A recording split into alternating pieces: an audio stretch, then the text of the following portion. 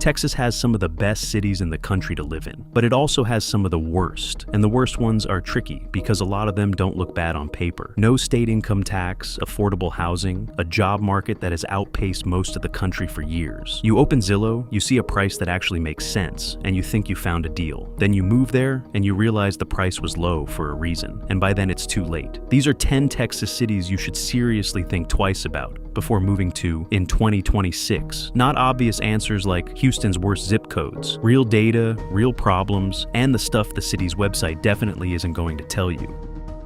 Palmview is in Hidalgo County in the Rio Grande Valley, right along the Texas-Mexico border. Population around 16,000. On the surface, the pitch is straightforward. Affordable housing, warm winters, and a location that puts you inside one of the fastest-growing metro areas in Texas. The McAllen-Edinburgh Mission Metro has been expanding steadily, and Palmview sits right inside it. You can find homes here for under $150,000. For Texas in 2026, that number turns heads. But the reason that price exists is worth understanding before you commit. The poverty rate in Palmview is over 35%. That is not a typo. More than a third of the city's residents live below the poverty line, which is more than triple the national average. The median household income is well below both the state and national averages. The local economy is heavily dependent on retail, service work, and cross-border trade with Reynosa, Mexico. When border conditions shift, the economic ripple hits immediately. Job options outside of those sectors are extremely limited, and residents who need professional or specialized employment are commuting to McAllen or further. Infrastructure has struggled to keep pace with regional growth. Roads and public services in parts of the city reflect years of underfunding. Healthcare access beyond basic clinics requires a drive into McAllen. Schools in the area post some of the lowest performance metrics in the state, and while the broader Rio Grande Valley has genuine momentum, that momentum has not landed evenly. Palmview is one of the cities still waiting for its share. The heat is a separate conversation entirely. Summers in the Rio Grande Valley are brutal in a way that surprises people who have not experienced them. Temperatures regularly exceed 100 degrees from June through September, and the humidity makes it feel worse than dry desert heat. Your electricity bill during those months will be one of your largest expenses. In a city where household budgets are already stretched thin, Palmview is not without community. It has a tight-knit character and genuine local identity, but a low listing price in a city with a 35% poverty rate, limited jobs, strained infrastructure, and extreme summer heat is not the deal it looks like from a Zillow search. The price reflects the conditions. That is the part the listing leaves out.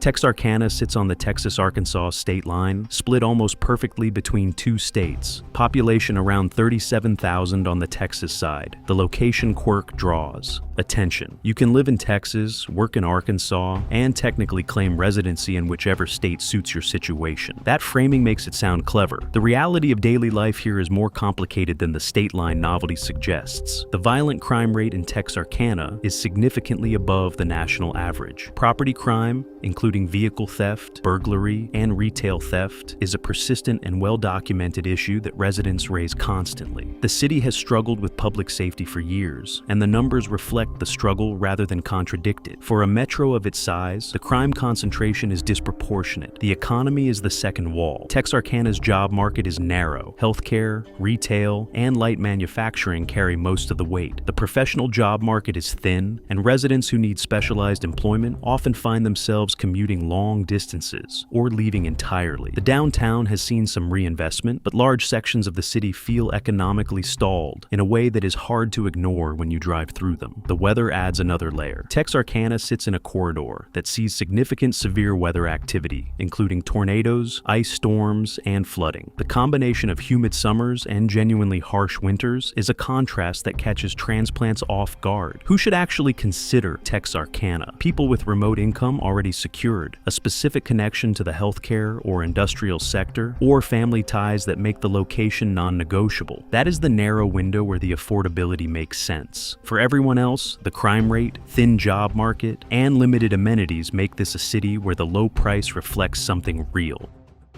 Galveston is in Galveston County on a barrier island off the Gulf Coast, population around 53,000. And this one surprises people because Galveston has genuine appeal, historic architecture, beach access, a tourism economy, and a location that puts you 50 miles from Houston. You can find homes here at prices that seem reasonable for a coastal Texas city. The Strand District has character. The seawall is iconic. On a good weekend, it looks like exactly the kind of place you would want to live. But Galveston is a barrier island, and that geography is not just a scenic detail. It is the central fact of life here. The city sits in one of the most hurricane-vulnerable locations on the entire Gulf Coast. Hurricane Ike in 2008 caused catastrophic damage, and the recovery took years. Before Ike, the 1900 Galveston hurricane remains the deadliest natural disaster in American history. The risk is not theoretical. It is structural and permanent. Homeowners insurance on the island reflects that reality, with premiums that shock people who did not research before buying. Flood insurance is a separate and additional cost. For some properties, the combined insurance burden rivals the mortgage payment. The infrastructure is aging. Parts of the island deal with recurring drainage and flooding issues even in moderate rain events, not just during named storms. The economy is heavily tourism dependent, which means seasonal volatility in local employment and services that fluctuate with visitor traffic. The property crime rate is above state averages, and certain neighborhoods on the island carry significantly elevated risk. The commute to Houston, while technically manageable on paper, runs through a single primary corridor that becomes a serious bottleneck during peak hours and an evacuation nightmare during storm season. For someone working remotely or retired with solid insurance coverage and clear eyes about hurricane risk, Galveston has a case. For a family or a working professional, treating it as a straightforward coastal value play, the insurance costs, storm exposure, and infrastructure limitations are not footnotes. They are the story. Uvalde is in Uvalde County in the Texas Hill Country, about 85 miles west of San Antonio. Population around 15,000. The setting is genuinely beautiful. Rolling terrain, the Frio River nearby. A slower pace of life that appeals to people burned out on city living. Housing is affordable, with median prices well below the state average. For someone looking to escape the noise, the surface pitch is easy to understand. But Uvalde's economic reality is hard. The poverty rate sits above 25%. The median household income is significantly below the Texas average, and the job market outside of healthcare, education, and local retail is nearly non-existent. If you are moving here without remote income or a secured position, finding meaningful employment locally is a genuine challenge. The city is not growing in a way that is attracting new industry, and the isolation from San Antonio means that commuting for professional work is a long, daily commitment. Infrastructure and services reflect the economic constraints. Healthcare beyond the local regional medical center requires a drive towards San Antonio. Schools in the district have faced funding pressures for years. The downtown is small, and while it has local character, it does not offer the dining, cultural, or entertainment options that people accustomed to urban or suburban life tend to expect. The hill country setting is real, but the quality of life infrastructure around it is thin. Uvalde also carries the weight of a community that has been through serious collective trauma. The city is still processing what happened in May 2022, and that reality shapes the atmosphere in ways that do not show up in a housing search. For some people, that history is not a deterrent. For others, it matters deeply. It is information worth having before you decide. Who should consider Uvalde? People with fully remote income, a genuine preference for rural isolation, and realistic expectations about what small-town Texas infrastructure looks like up close. The scenery is not a myth, but scenery without economic foundation and adequate services is a lifestyle choice with real trade-offs. Killeen is in Bell County in central Texas, about 65 miles north of Austin, population around 155,000, and the pitch here is familiar to anyone who has looked at military towns. Fort Cavazos, one of the largest active-duty Army installations in the United States, sits right next door. That creates a built-in economic base, steady rental demand, and a population that turns over regularly. For real estate investors, Killeen has been on radar for years. For people actually planning to live here long-term, the picture is more complicated. The violent crime rate in Killeen is well above the national average. Property crime is a persistent and heavily reported issue, with vehicle theft and burglary ranking among the most common complaints from residents. The city has struggled with public safety in a way that is disproportionate to its size, and those numbers have been consistent for years, rather than representing a temporary spike. The economy outside of Fort Cavazos is thin. When the installation experiences changes in troop levels or mission assignments, the local economy feels it immediately. Retail and service industries carry most of the non-military economic weight. Professional job options for civilians not connected to the base are limited, and residents needing specialized employment are typically commuting toward the Austin metro, which adds significant time and cost to the daily equation. The rental market, while active, has a character shaped by high turnover. Neighborhoods shift quickly. Some parts of the city are well maintained and stable. Others cycle through neglect and reinvestment in patterns that make long-term quality of life harder to predict. The school district performance metrics are below state averages, which is a consistent concern for families. Who should actually consider Killeen? Active duty military personnel and their families stationed at Fort Cavazos, for whom the proximity is the point. Real estate investors with clear eyes about the rental market dynamics and tenant turnover. That is the narrow window. For everyone else weighing Killeen because the prices look good compared to Austin, the crime rate, base-dependent economy, and school performance are not small print. They are the primary factors.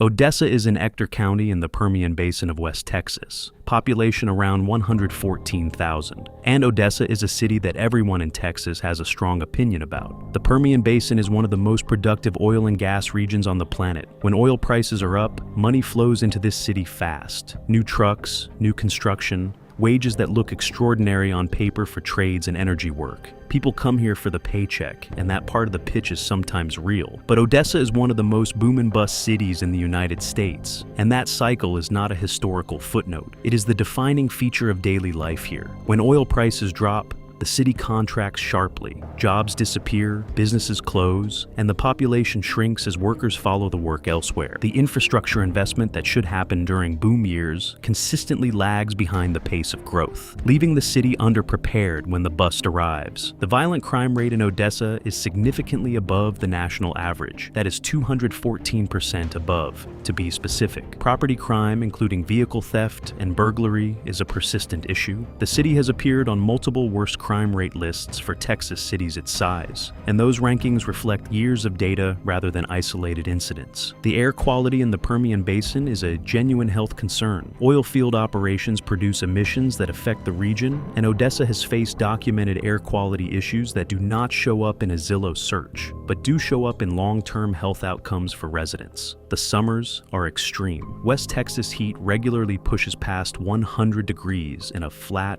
exposed landscape with little natural relief. The schools post below-average performance metrics. Healthcare, while present, is limited relative to the city's size and the demands of an industrial workforce. The downtown reflects the boom-bust history visibly, with stretches of underdevelopment sitting next to newer investment that arrived during the last energy surge. The honest case for Odessa is narrow. Energy workers on short rotations with specific trade skills and a clear exit plan when the cycle turns. That is the window. For anyone considering Odessa as a place to build a stable, long-term life outside the energy sector, the crime rate, air quality, economic volatility, and infrastructure gaps make that a genuinely difficult bet. Beaumont is in Jefferson County in southeast Texas, about 85 miles east of Houston. Population around 113,000. The proximity to Houston is the hook. You are technically within the greater Houston orbit. Housing is dramatically cheaper than anything closer to the city center, and the industrial corridor along the Gulf Coast creates a perception of economic activity. On paper, it looks like a way into the Houston metro at a price that actually makes sense. The violent crime rate in Beaumont is 1,109 per 100,000 people. That is 281% above the national average. average. Aggravated assault, robbery, and vehicle theft are the most common categories. That is not a temporary spike from a single bad year. Those numbers have been elevated consistently, and the city has appeared on worst crime lists for Texas repeatedly. Property crime is a separate and additional concern on top of the violent crime picture. The economy is heavily tied to petrochemical refining and industrial operations along the Neches River corridor. When that sector contracts, Beaumont feels it immediately and deeply. The professional job market outside of industrial and healthcare work is thin. Residents needing specialized employment beyond those sectors are typically commuting toward Houston, which at rush hour is not the quick trip the map suggests. The distance that looks manageable on a Saturday morning becomes a significant daily burden during the week. The flooding risk in Beaumont is serious and well documented. The city sits in a low-lying area of southeast Texas that has been hit repeatedly by catastrophic flood events. Hurricane Harvey in 2017 caused severe and widespread damage to the city and surrounding region. Flooding is not a worst-case scenario here. It is a recurring condition that shapes insurance costs, property values, and the physical state of neighborhoods in ways that are visible when you drive through them. Homeowners insurance and flood insurance premiums reflect that history directly. Infrastructure in parts of the city shows the strain of years of deferred maintenance. Schools perform below state averages. Healthcare is present but limited for a city of its size. The downtown has pockets of investment and local character, but large stretches feel economically stalled in a way that is hard to ignore. For someone priced out of Houston who sees Beaumont as the next best option, the crime rate alone should give serious pause before the flooding risk and industrial dependency even enter the conversation. Lubbock is in Lubbock County, on the South Plains of West Texas, population around 264,000. And Lubbock surprises people on this list because it is a genuine city with Texas Tech University, a functioning healthcare system anchored by University Medical Center, and a cost of living that looks like an obvious win compared to Dallas or Austin. People who have not spent time here see the price tags and assume they found the Texas deal. Then they look at the full picture. The violent crime rate in Lubbock is 944 per 100,000 people. That is 239% above the national average. For a city with a major university and a medical center, those numbers are striking. Property crime is one of the highest rates in the state for a city its size. Vehicle theft in particular is a persistent and heavily reported problem. Residents talk about it constantly, and the local news reflects it. This is not a perception issue. The data has been consistent across multiple years. The weather in Lubbock is its own category of challenge. The South Plains produce some of the most severe wind events in Texas, with dust storms that reduce visibility to near zero,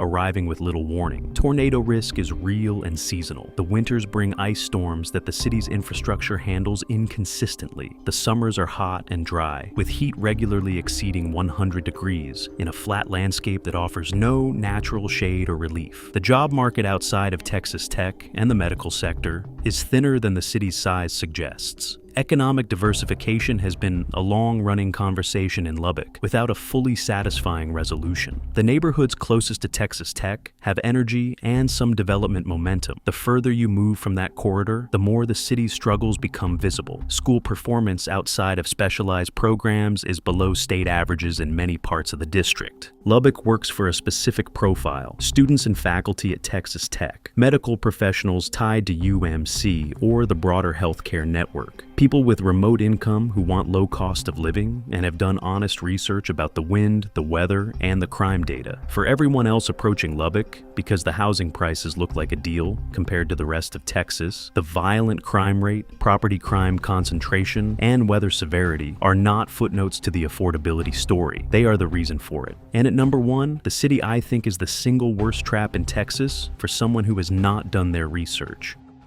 Laredo is in Webb County on the Texas-Mexico border along the Rio Grande, population around 255,000. The pitch has layers. You are in a major Texas city with a significant economic footprint driven by international trade. Laredo is one of the busiest land ports of entry in the entire United States. Billions of dollars in freight cross here annually. Housing is dramatically affordable, with median prices well below the state average. You can find homes in the low 200s and sometimes lower. For someone looking at the Texas map and trying to find value, Laredo looks like it has a real economic engine behind it. It is not the answer. The poverty rate in Laredo is above 27%. The median household income is one of the lowest of any major Texas city. The economy, despite the enormous trade volume crossing the border, does not distribute that wealth into the local community in a way that creates broad opportunity. The jobs tied to port operations and logistics exist, but the professional job market beyond trade, healthcare, and government work is extremely thin. If you are not positioned within one of those specific sectors, building a career here is a serious challenge. The violent crime rate in Laredo is 879 per 100,000 people. That is 222% above the national average. Property crime is well above state averages. And because Laredo's economy is directly and entirely tied to border policy and international trade conditions, residents have no buffer when those conditions shift. A policy change in Washington or a disruption in cross-border commerce hits Laredo faster and harder than almost any other Texas city. And the people who feel it most are the ones who can least afford to absorb the impact. Infrastructure has been underfunded relative to the city's size and needs for years. Healthcare is limited. Schools post some of the lowest performance metrics in the state. The heat in South Texas runs from brutal to dangerous during peak summer months, with temperatures regularly exceeding 100 degrees in a city where household budgets are already under serious strain. The commute to any other major Texas city is long. San Antonio is 150 miles north. There is no quick exit to a larger job market. Laredo looks like a border city with a massive trade engine that should be lifting everyone inside it. The data says the opposite. A 27% poverty rate, one of the lowest median incomes in major Texas cities. A violent crime rate more than double the national average. Limited professional employment, and an economy with zero insulation from border policy decisions that residents cannot influence. That is not a bargain.